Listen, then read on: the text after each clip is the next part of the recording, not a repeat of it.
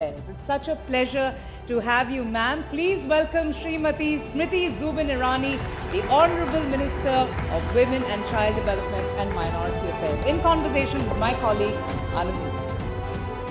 Namaste, everybody. Are you all awake? It's Miss Smriti Zubin Irani in the house. She deserves a bigger round of applause and welcome. So let's just... Thank you very much for gracing Rising Bharat. We're talking about a Viksit Bharat at 2047. Smriti ji, I just want to read out something which has just come fresh off the coals, if I may say that. This is what is being said. In a time of high unemployment, rising prices, corruption and oppression, Rahul Gandhi is the only hope for 1.35 billion Indians dedicated to bringing justice to every corner of our country, and is the only leader who can end this regime of fascism and dictatorship. Hashtag only hope Rahul Gandhi. This is by Mr. P. Chidambaram. Your thoughts, ma'am? I think the sniggers in the audience speak louder than any statement that I can give. But I also believe that the destiny of a nation cannot be decided by a man who is scared of being defeated in a meeting. So a leader is one who does not leave his fleet behind. The gentleman hashtagged is somebody that I had the privilege of contesting against in 2019. Victory and loss are a part of electoral politics. But what defines a leader is that if they have grit enough, courage enough to stand with their own beliefs amongst their own people. And I don't think somebody who escapes and is feared of being conquered electorally is somebody who can lead a nation to better prospects. So I understand the compulsions of Mr. Chidambaram, but I also recognize that the voter at large respects the reality of a rising Bharat. लेकिन वो ये कह रहे हैं कि वो शक्ति को हराएंगे। देखिए, उन्होंने कहीं ना कहीं अपने आप को एक क्लैरिफाइड पोजीशन में अब रखा है। कहा है कि मैं उस शक्ति का उल्लेख नहीं कर रहा जिसका धर्म से कोई संबंध हो, लेकिन आज के एक एक्सपेंसिव कम्युनिकेशन और मीडिया के दौर में उनकी शब्दावली छुपी नहीं है किसी से देश में। ये पहली बार नहीं है कि उन्होंने मेरे धर्म हिंदुइज्म के खिलाफ कोई वक्तव्य दिया हो, लेकिन मेरा ये मानना है कि अगर वाकई में वो सेक्युलर हैं तो धर्म की आड़ में ना लड़ें, मुद्दों के आधार पर लड़ें। स्पष्ट रूप से पूरे राष्ट्र ने उनको सुना जब उन्होंने कहा कि शक्ति जिसका हिंदू धर्म में उल्लेख है वो उससे लड़ना चाहते हैं।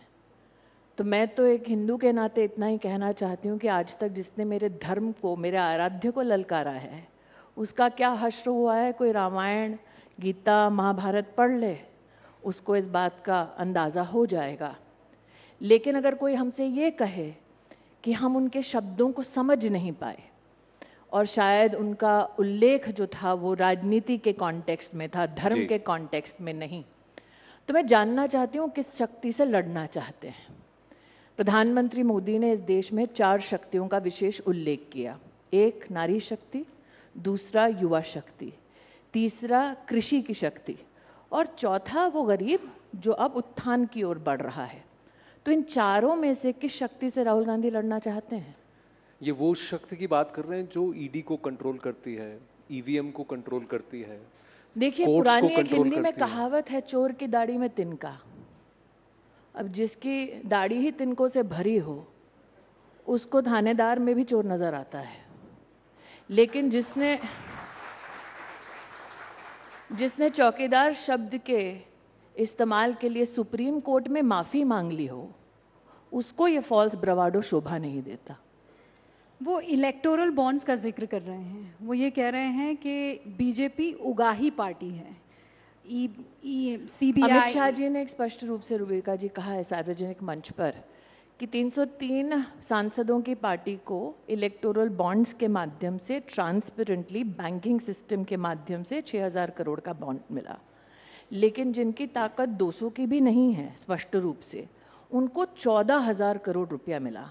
तो मेरा पलटवार ये है कि ऐसी कौन सी उगाही कत्ती राहुल गांधी छोड़ गए हैं कि उनके पास 14,000 करोड़ रुपया है।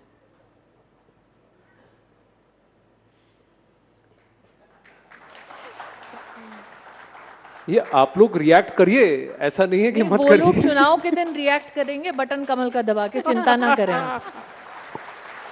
ये एक और आरोप सिर्फ भारत में नहीं है, दुनिया भर में भी है कि भारत इस करंट गवर्नमेंट में या पिछले 10 साल में एक इलेक्टोरल ऑटोक्रेसी की तरफ बढ़ रहा है। अगर हम एक स्टेटस को स्मैश करने की बात कर रहे हैं तो यहाँ पर how would you respond to this कि हम धीरे धीरे एक इलेक्टोरल ऑटोक्रेसी बन रहे हैं, यानी कि जनमत तो है लेकिन सब कुछ एक पर्टिकुलर डायरेक्शन में कंट्रोल के साथ आगे बढ़ाया जा रहा है। जिस देश ने अंग्रेजी हुकूमत को उखाड़ फेंका, जिस देश में आज 940 मिलियन वोटर आइडेंटिफिकेशन और ऑथेंटिक आइडेंटिफिकेशन के साथ अपना वोट देंगे, उस इलेक्टोरेट का इतना बड़ा अपमान मैंने आज तक नहीं सुना। To say that you are wiser than the voter just because you're an analyst overseas is one of the biggest hypocritical positions taken by anybody who tries to analyze our democracy, especially from countries which don't have such a large voting populace.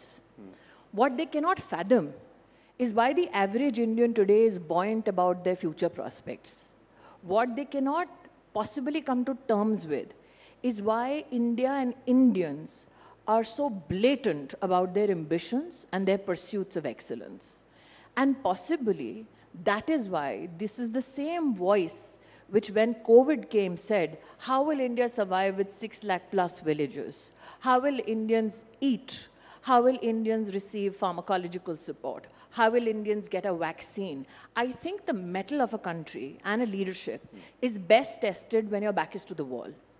India not only made vaccines, delivered it to 1.4 billion citizens, it also gave vaccines and pharmaceuticals to 160 countries.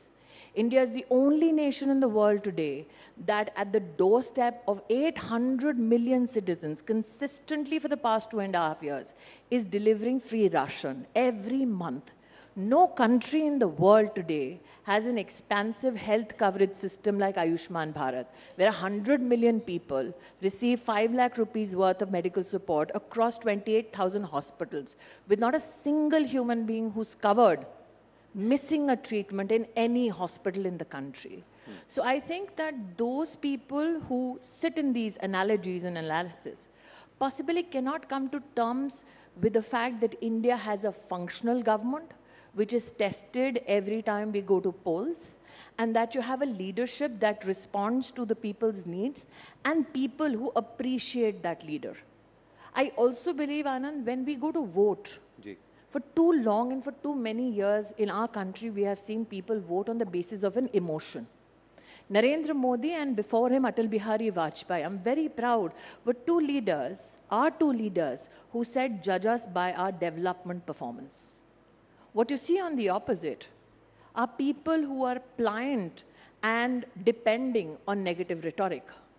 But Modi is the only leader right now who has given you a national ambition. Remember, after the independence freedom movement, we've never had a national ambition and a clarion call like 2047. So while Modi says for 2047, we need to create more opportunities for education, for enterprise, for skill, for manufacturing, what does Rahul Gandhi offer you? Division on the basis of religion, division on the basis of class, division on the basis of caste. While Modi says, let's talk about Atmanirbhar Bharat. What is Atmanirbhar Bharat? It is economic sovereignty of this country. What does Rahul Gandhi tell you? Atmanirbhar mat bano. While Modi says, let's pull 25 crore Indians out of poverty, and today the World Poverty Clock, forget anybody else, says that less than 3% people in India now live under the line of poverty. What does Rahul Gandhi tell you? He glorifies poverty. He glorifies a martyrdom at the altar of lost opportunities. So why should any informed voter then vote for Rahul Gandhi or an alliance which is barely together?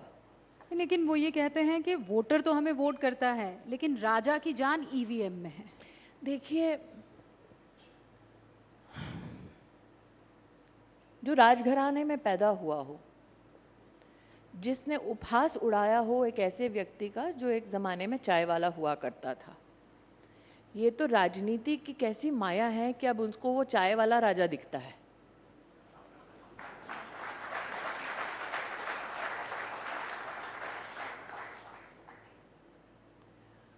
अब जितना मैंने राहुल गांधी को सार्वजनिक रूप से सुना है, कई चीज़ों में उन्होंने क्लैरिफिकेशन दी है। मैं एक क्लैरिफिकेशन बात मांगती हूँ। इलेक्शन कमीशन ऑफ इंडिया ने बार बार घोषणा की सार्वजनिक कि आइए टेस्ट कीजिए। क्या एक बार राहुल गांधी गए? बड़ा आसान है तोहमत लगाना, लेकिन आप किस पे तोहमत लगा रहे हैं? लोकतंत्र पर। आप लोगों की चॉइस पर तोहमत लगा रहे हैं, इलेक्शन कमीशन पर तोहमत लगा रहे हैं, और आपको लगता है पूरा ब्रह्मांड, पूरी कायनात इस जद्दोजहद में लगी है कि मोदी को प्रधानमंत्री बना दो। जद्दोजहद ये वोटर की है, क्योंकि वोटर ने 10 वर्ष की अवधि में मोदी को हर वचन की पूर्ति करते हुए देखा है। मैं अपना ही अगर लोकसभा क्षेत्र ले लूं, जहां पर 50 साल गांधी खानदान का राज रहा, 15 साल राहुल गांधी सतत वहां पर सत्ता में बने रहे, रूबिका जी, वहां पर 1,09,000 परिवारों के घर तो पिछले 5 साल में बने हैं। 4 लाख परिवारों को पहली बार जीवन में टॉयलेट मिला है। जहां 50 साल उनका खानदान रहा, अगर आप एक घर में मात्र 4 लोग गिन ले, 16 लाख लोगों के पास 25 लाख की आबादी में तो टॉयलेट नहीं दे पाया था ये खानदान, और ये ईवीएम पे शक कर रहे हैं। स्मृति जी, आपने कहा कि मरते दम तक, ये आपका अगर बयान सही है, मैं वहाँ गांधी परिवार को अमेठी में जीतने नहीं दूंगी। और ऐसा लगता है कि मेरा प्रकोप ऐसा है इस वचन का कि रायबरेली से भी गायब हो गए हैं। पर आप ये भी मानेंगे? नहीं, पर लेकिन ये ऐसी भावना क्यों? ये गुस्से की है, ये बदले की है, ये द्वेष की है? ऐसा है, मैं ऐसी भावना इसलिए कह रही हूँ रूबिका जी, अगर आपने 4 लाख गरीब औरतों को अंधेरे तलाशते हुए देखे हों कि वो खुले में शौच कर सकें उस इलाके में जहाँ 50 साल इस खानदान ने राज किया हो, आपको भी उतना ही गुस्सा आएगा जितना कि मुझे। अगर आपने 3 लाख लोगों को घर में बिना स्वच्छ पानी के जीते देखा उस इलाके में जो प्रधानमंत्री चुन के देते थे, तो आपको भी कहीं ना कहीं ये मन में कोलाहल होता होगा जैसा मुझे होता है। अगर आपने 4 लाख लोगों को बिना छत के देखा हो, आप जानते हैं जहां 50 साल गांधी खानदान का राज रहा, राहुल गांधी 15 साल वहां पर अपनी सत्ता जमा कर बैठे थे। 10 साल उनकी माताजी यूपीए की अध्यक्ष थीं, उनके मित्र अखिलेश जी की सरकार उत्तर प्रदेश में थी। आपको पता है कि कलेक्टर के ऑफिस का शिलान्यास अमित शाह ने आकर किया। वहाँ पर पहला सीटी स्कैन का मशीन मोदी सरकार लाई, पहला डायलिसिस का सेंटर मोदी सरकार लाई, पहला ब्लड बैंक मोदी सरकार लाई, पहला पासपोर्ट का ऑफिस मोदी सरकार लेके आई। ये एक ब्लड बैंक नहीं बना पाए वहाँ। क्यों नहीं बना पाए? इच्छा नहीं थी, क्योंकि जब तक लोग इनके सामने गिड़गिड़ाते नहीं तब तक इनको वोट मिलता नहीं। आप कल्पना कर सकती हैं कि ये ऐसा खानदान है, इनकी राजनीति ऐसी है कि गरीब को इन मूलभूत सेवाओं से वंचित रखो। ताकत थी, साधन था, प्रोसेस में, पॉलिसी में इनका सहयोग था, चाहते तो कर सकते थे, जानबूझकर नहीं किया। लेकिन आप ये भी मानेंगी कि आपके वहाँ जाने तक उनको ही अमेठी चुनती थी, उनको ही रायबरेली ऑप्शन नहीं था, शायद ऑप्शन नहीं था टेनेसिटी का। और मैं बता दूं आनंद, ये कोई आसान लड़ाई नहीं है। मैं 2014 में जब पहली बार लड़ने गई थी, मुझे रहने को किसी ने जगह नहीं दी, मुझे सीमेंट के गोदाम के ऊपर एक कमरे में रहना पड़ा, इतना खौफ था उस खानदान का। मैं जब 2014 में पहली बार गई तब वहां पर 2 लोग खड़े होने के लिए राजी नहीं थे। प्रेम की भाषा नहीं बोली जाती थी, खौफ की भाषा थी अमेठी में। आप अगर कभी, मैंने कहा गांधी जी से, शरद यादव जी तो अब नहीं हैं, उनसे पूछे जिन्होंने अमेठी में कभी चुनाव लड़ा है, राजमोहन गांधी जी का आप इतिहास उठाकर देख लीजिए। लोगों को निर्वस्त्र किया गया है, गोलियां मारी गई हैं। अमेठी के विपक्षी कैंडिडेट पे आप इतिहास उठाकर देख लीजिए, गोली चली है भाई साहब। तो ये आज किसी को लगता है इन हाइंडसाइट कि अरे स्मृति ईरानी ने कोई सास बहू किया होगा इसलिए वोट पड़ गया। वहाँ 1,20,000 घरों में तो पहली बार बिजली मोदी ने दी है।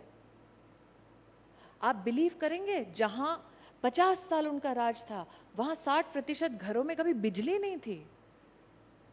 तो ऐसे इलाके में पहली बार चुनाव लड़ना कोई साधारण चुनाव नहीं था वो। तो जब आपको कहा गया कि आप वहाँ चुनाव लड़िए, या अब आपको कहा गया है कि अब कहीं ना कहीं आपने अमेठी को अपना घर बना लिया, आपका गृह प्रवेश घर बनाया है, गृह प्रवेश हुआ है, उसकी आपको बधाइयाँ, लेकिन उसमें भी आपको 5 साल लग गए। हाँ, तो वो अटल जी की कविता है ना, हार नहीं मानूंगा, रार नहीं ठानूंगा, काल के कपाल पर लिखता हूँ मिटाता हूँ, गीत नया गाता हूँ।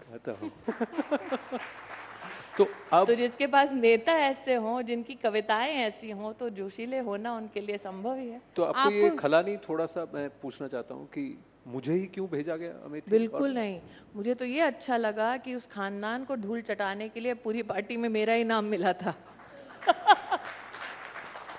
अच्छा, लेकिन मुझे आप किसी चीज का मलाल नहीं, आनंद जी। हाँ, आप कॉन्फिडेंट हैं कि वो नहीं आएंगे? आ भी जाए तो कोई फर्क नहीं पड़ता।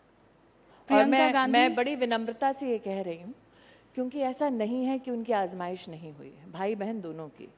और विनम्रता का भाव इसलिए रखती हूँ रूबिका जी, क्योंकि 2022 का विधानसभा का चुनाव हुआ, जहाँ पर दोनों के दोनों मुखातिब हुए थे अमेठी से, और तब गांधी परिवार के उस सदस्य के पास उत्तर प्रदेश में सीट लड़ाने का दायित्व था।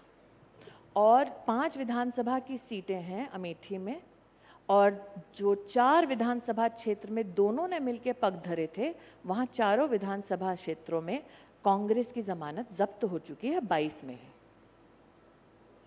2019 में कांग्रेस पार्टी अकेली नहीं लड़ी थी, अखिलेश जी, मायावती जी संग उनके रहे थे, तीनों ने मिलके मेरे सामने चुनाव लड़ा था भाजपा के सामने। तब कांग्रेस के पास लगभग 4,30,000 वोट थे इस गठबंधन के पास।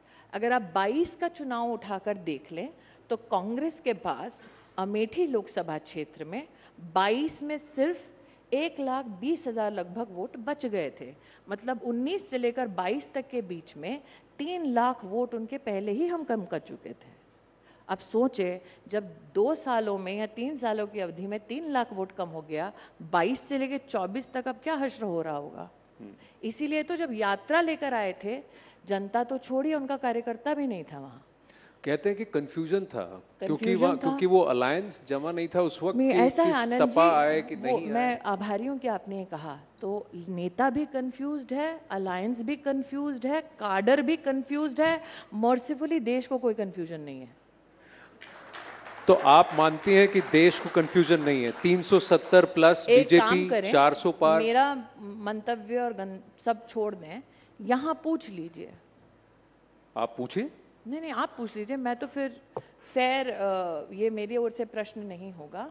यहाँ पर कौन मानता है Rahul Gandhi is the hope for 1.3 billion people? एक तो 1.4 बिलियन भी नहीं लिखा है। चलिए शो ऑफ हैंड्स कर लेते हैं। हम नहीं agree with mister P Chidambaram. अब बताओ कौन राजा है, जनता की ईवीएम? नहीं, ऐसा नहीं। अगर आपको अगर कोई खौफ है तो खौफ ना रखे। बेखौफी से कोई ऐसा है जो पी चिदम्बरम साहब के ट्वीट से और राहुल गांधी। अरे मुझसे ज्यादा तो रूबिका जी पी चिदम्बरम का खौफ है, इसलिए कि वो वापस सत्ता में ना आए, ताकि जो लुटा था वो वापस लुटेरों के पथ पे ना चला जाए। मैं आपको कॉन्टेक्चुअलाइज आपकी अनुमति से एक चीज करना चाहती हूँ।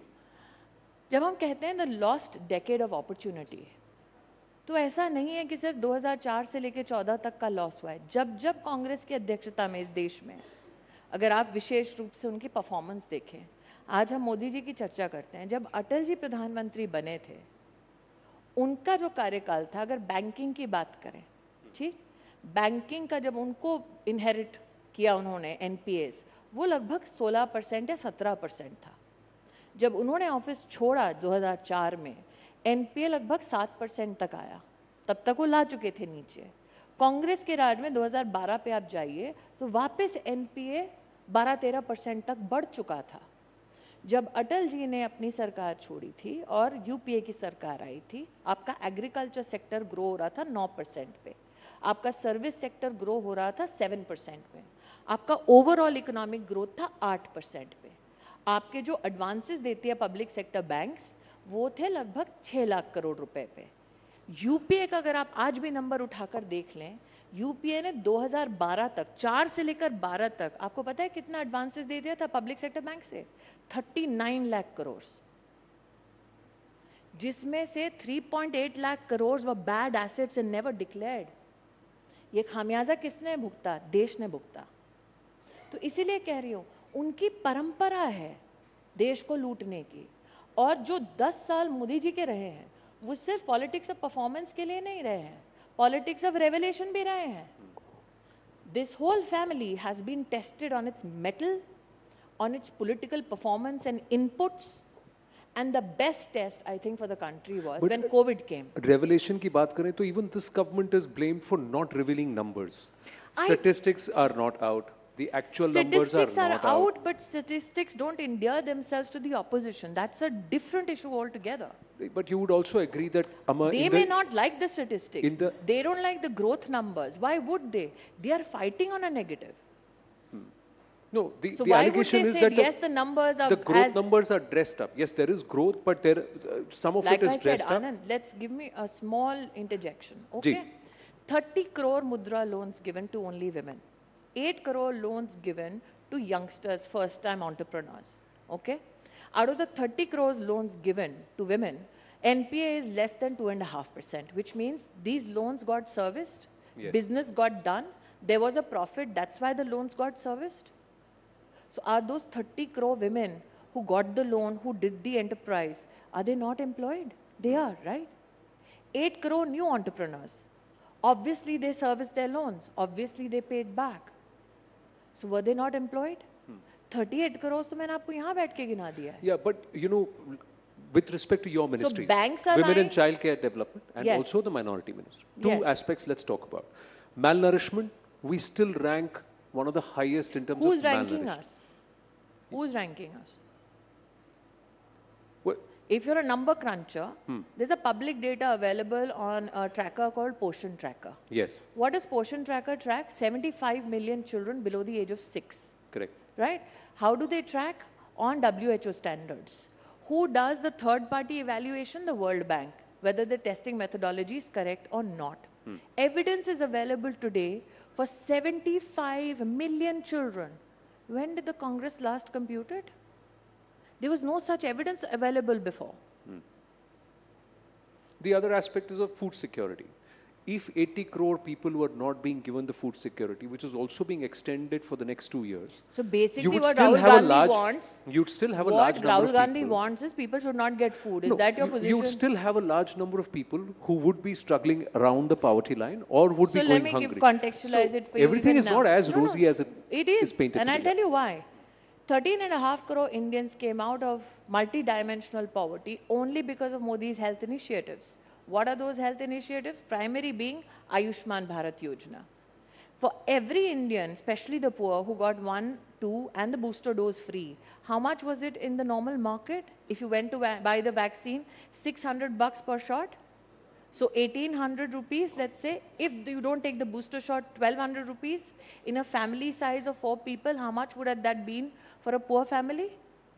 Second, if you look only at the Ayushman Bharat numbers from October 2023, 5 crore 70 lakh hospital admissions worth 70,000 crore rupees done.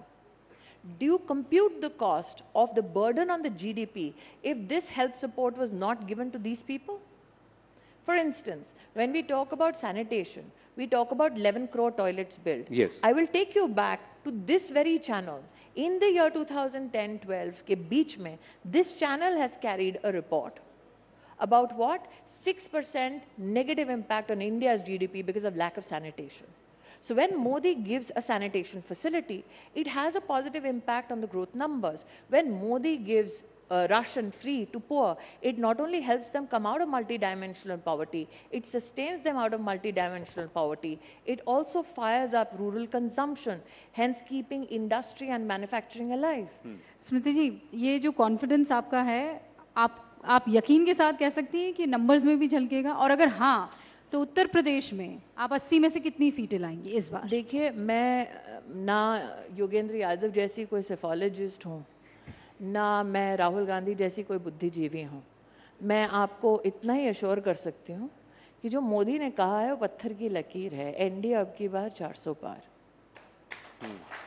समय अल्प है, लास्ट के 30 और 10-15 सेकंड एक्स्ट्रा, तो थोड़ा सा हम 5 शब्द आपको बताएंगे। रैपिड फायर है जैसा है कि व्हाटएवर हमें कम्स नहीं टू योर पता माइंड। था एक दिन आनंद नरसिम्हन करण जौहर का पूरा स्वरूप धारण करेंगे। देखिए, ये एक नाता तो रहा है कहीं ना कहीं करण जौहर से? नहीं, एंटरटेनमेंट से। और करण जौहर अच्छे मित्र हैं, ऐसा नहीं है, पर मैं आपसे मित्र भी हैं? हाँ, अच्छा, तो you see your journalist friends, all their eyebrows are going up. Yes. तो हम वो तो आपके आपके सामने भी शब्द रखेंगे, आपके मन में जो पहला विचार आएगा वो आप 1 या 2 शब्दों में या 1 लाइन में खत्म करेंगे। तो हम जी। शुरू करते हैं। हाँ, पहले आप। ओके। शक्ति। दुर्गा। देश। राहुल, नाम तो सुना होगा। ये तो आपको उनसे कहना चाहिए था, स्मृति हूँ। अगर आप वो शब्द कहें तो मर्यादा विहीन। मोदी।